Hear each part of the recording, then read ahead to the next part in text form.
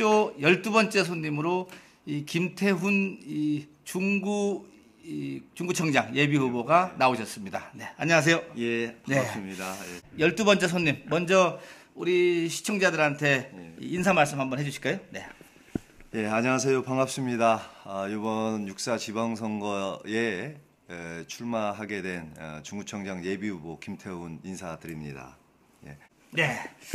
자, 지금 사무실이 서대전 사거리. 네. 저도 아침에 출근할 때마다 늘 뵙는데 거기 앞에 큰 대형 플랜카드에 걸려 있는 것이 뭐죠?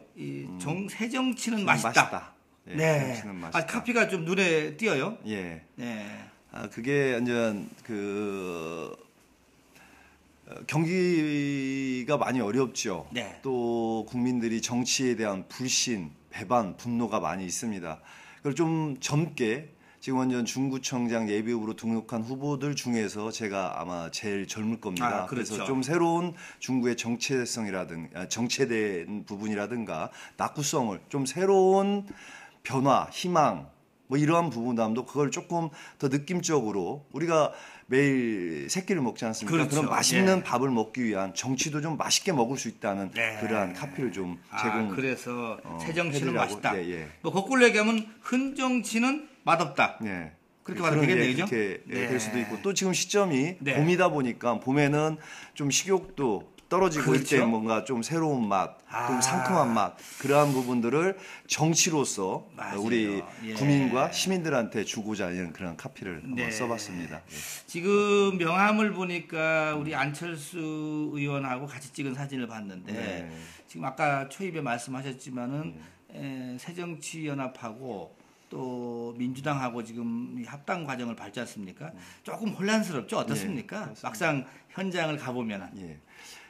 지금 어쨌든 뭐 후보들조차도 어쨌든 자고 일어나면 지금 계속 그렇죠. 이게 새정치연합이나 민주당 쪽이나 굉장히 혼선을 갖고 있습니다. 우리 국민들은 얼마나 또 혼란스럽겠습니까? 그렇죠. 그런 그렇죠. 부분에서는 우리 시민이나 우리 국민들한테 굉장히 죄송스럽게 생각을 합니다. 네. 그리고 또 현장에서도 느끼는 부분은 아직까지는 선거가 많이 지금 한 78일 정도 남았는데 네. 아직까지는 좀 피부에 와닿는 부분이 좀 덜한 것 같아요. 네. 그래서 그러한 부분들이 저를 비롯한 이번에 출마하는 모든 후보들이 그러한 부분에 대해서 비전 제시를 하고 희망 있는 비전 제시를 하면서 우리 시민들과 같이 호흡할 수 있는 부분을 지금 계속 설명을 드리고 있죠. 아마 좀 지나면 괜찮지 그렇죠. 않을까 구도가 이제 싶습니다. 분명해지지 않을까. 예.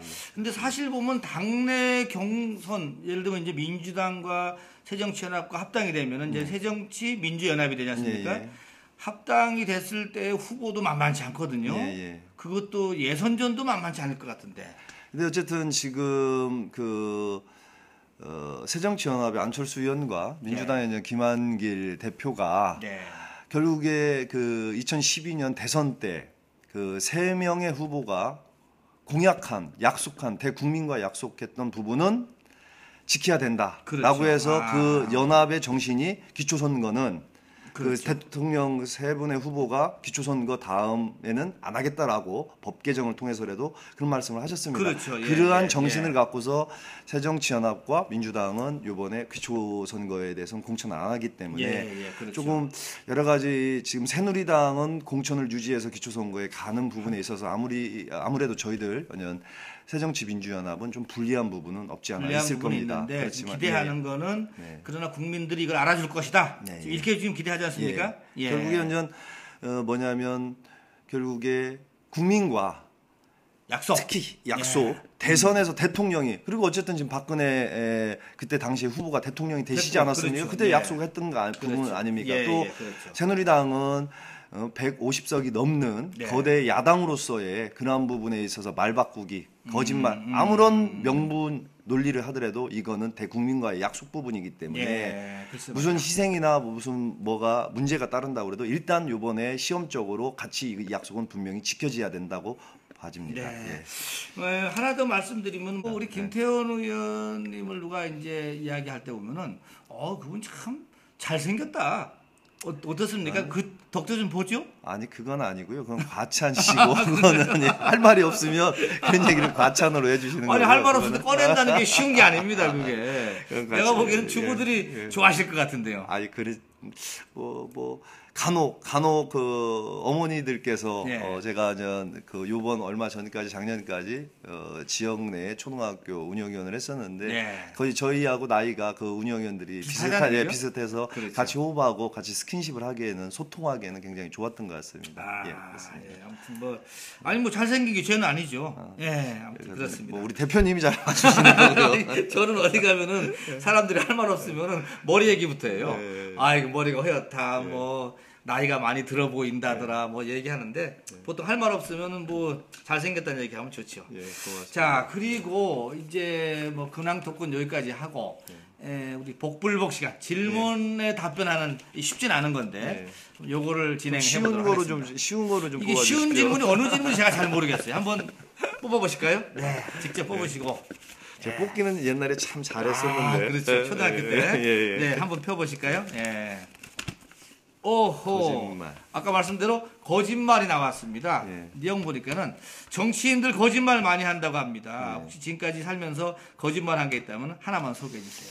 어쨌든 지금 현실적으로 지금 당면에 있던 부분에 있어서 지금 대표적으로 이 어쨌든 당이 만들어지면서 양당 구도로 가게 됐는데 대표적으로 지금 새누리당 거짓말 하고 있는 게 아닙니까? 그러네요. 대선 때 그 했던 게 결국에 민주당의 대표와 안철수 의원이 후보로서의 의원과 후보가 그 기초선거 2년 전에 안 하겠다 약속을 지금 지키는 정당. 저희들은 약속을 지키는 정당이 됐고 어쨌든 여기는 거짓말하는 정당이 아니겠습니까? 그렇죠. 지금 현실의 상황이 그럴 것 같습니다. 이번 선거에서 아무튼 이 부분도 계속 쟁점이 될 것 같아요. 그렇죠. 사실은? 지금 아직 국민들이나 시민들이 피부로 못 느끼고 있겠지만 아무래도 결국에 제일 중요한 대선 후보들이 말씀하셨던 부분에 있어서 그런 부분은 언제 국민들이나 유권자들이 평가해주고 내가 봐도 그 선거에 이 질문이 반영이 되지 않겠습니까? 선거 과정에서도 많은 부분이 나오지 않겠는 거 봐지네요. 자 이게 참 갑작스럽게 질문 나오니까 좀 당황스럽죠? 자, 두 번째 질문 한번 뽑아보실까요? 말랑말랑한 질문도 있습니다. 말랑말랑한 질문을 말랑말랑한 질문. 보너스. 요거는 이제 걸죠. 이거를 질문지를 하나 더 할 수 있다 이겁니다. 질문지 보너스입니다. 이게 보너스. 자 하나 더 뽑아주시죠. 요거 가끔 뽑으시는 분 있네요. 보너스. 제가 뽑았어요. 위기. 위기를 뽑으셨습니다. 내용은 이런 거네요. 누구에게나 위기는 옵니다. 언제가 위기였나요? 그리고 어떻게 극복을 하셨느냐 이런 질문인데 우리 김태훈 의원님 인생 후보. 살면서 위기 언제 있었어요? 글쎄 제가 위기라고 하면 요번이 위기가 아닌가 싶습니다. 요번이 위기가 아닌가. 근데 위기라는 거는 위험과 기회가 상존한다고 저는 보거든요. 그렇죠. 요번이 제가 다시 정치에 작년 여름 정도부터 안철수 의원과 같이 방향성이라든가 정치적인 방향성이 맞아서 새누리당을 탈당해서 작년 근 1년 됐는데 그래가면서 이게 정당이 만들어질지 안 만들어질지 그때는 아무도 몰랐지 않습니까? 그래서 여러 전현직 시구위원들과 같이 여기에서 이 새정치와 이 안철수 의원이 생각하는 방향성이 국민과 국가를 위해서는 맞다고 판단했기 때문에 시작을 했지요. 근데 지금 오는 과정에 있어서 당연히 당이 만들어질 줄 알고 또 당연히 기초선거 공천할 줄 알았더니 느닷없이 그 정직성이 저는 안철수 의원이 아직 좋다고 봅니다. 근데 그게 위험 요인에서 그때는 기회 요인이라고 생각했는데 이게 다시 지금 위험 요인으로 발생이 되는데 근데 그거는 또 다시 아까 방금 전에 거짓말 얘기 나왔듯이 새누리당과 우리 현전 새정치민주연합과의 6월 4일 날 선거에서는 우리 유권자들, 우리 현명하신 대전 시민들이 판단해 주실 것으로 그게 또 잘하면 기회 요인으로 전환이 될 수가 있다고 생각이 됩니다. 그렇습니다. 고맙습니다. 아무튼 잘 또 이 위기를 넘어가는 기회가 됐으면 좋겠습니다. 자, 하나 더 뽑아주실까요? 많이 합니다. 대표님. 다른 분들은 2개 했는데 저는 3개. 맞아요. 한번 여쭤봤습니다. 첫 키스. 아이고야, 이건 뭐예요, 이건? 부인과 언제 만났었나? 연애 에피소드, 연애 스토리를 좀 설명해 달라. 끝에 말이네. 팔불출 소리 각오하고 자랑해 달라. 뭐 아무거나 둘 중에 하나 답을 해주신다면. 첫 키스 말씀을 드릴게요. 저 애엄마하고 결혼하게 된 거는 저희 이제 장모님하고 어머니하고 이렇게 모임을 같이 해서 동네에서 모임을 같이 했어요? 그렇게 하다가 두 어머님들끼리 자식들을 연결시켜줬네요. 근데 이제 두 분은 완전 알고만 지냈는데 그건 중간에 모임 같이 하시는 어떤 그 제 3의 아주머니께서 두 분 남자 여자 나이가 비슷할 것 같은데 한번 보면 어떻겠냐라고 해서 그렇게 해서 이제 시작이 됐죠, 연애가. 그렇게 했는데 첫 키스는 그 식구가 거의 술을 못 해요. 식구가 거의 술을 못 해서. 근데 완전 그때 연애할 때는 제가 완전 그래도 술을 좀 하거든요. 우리 대표님도 좀 옛날에 좀 하셨듯이. 의원님 술 기운에. 아니요, 그게 아니고 본인이 먼저 하니까 호기를 부리더라고요. 집 앞에서 처갓집 집 앞에서 자기가 술을 잘 먹는다. 술을 잘 먹는다. 그래서 한번 드셔 보세요. 그래서 소주 세 잔을 먹더니 포장마차에 3잔을 먹더니 옆으로 꼬꾸라지는 거예요. 그래서 그때 잠깐 결혼하기 막 직전에 입술을 훔쳤죠. 그때. 아무튼 이 술 기운에 그러신 것 같으네. 아무튼 그런 스토리. 사모님 자랑 좀 하나 해주세요. 어떠십니까? 글쎄, 그래도 어쨌든 식구가 어쨌든 교육 관련된 일을 하고 있습니다. 여태까지 하고 있는데 그래서 거의 이제 결혼한 지 거의 20년 다 돼가는데. 제가 이제 정치 입문한 지 거의 한 15년, 4, 5년 됐는데 묵묵히 요번 일도 이 큰 선거를 치르는데 묵묵히 내주해주고 따로 와주고 지금 아침에 저하고 똑같이 명함 돌리고 있습니다. 사실 참 고맙습니다. 이 집사람들 입장에서 그 참 어려운 일인데, 그죠? 참. 또 숙기도 없고 뭐 아이들만 하고만 같이 지냈기 때문에 처음에 굉장히 술하는데 근데 그것도 익숙해지더라고요, 대표님. 저번에 한번 선거를 치러놨더니 이번에는 좀 익숙해서 잘하고 있습니다. 처음에는 굉장히 의원 저번에 선거할 때는 2006년도에는 굉장히 어려움을 당신 알아서 해라, 난 못하겠다 뭐 할 수 있죠. 몇 번 또 좀 선거 과정에서 그랬는데 이번에는 그래도 여러 가지 많이 도와주고 있습니다. 아무튼 그거 좋죠. 감사하게 생각을 하죠. 마지막으로 하나 더 뽑아줄까요? 보너스 때문에 하나 더 가는 겁니다. 고맙습니다.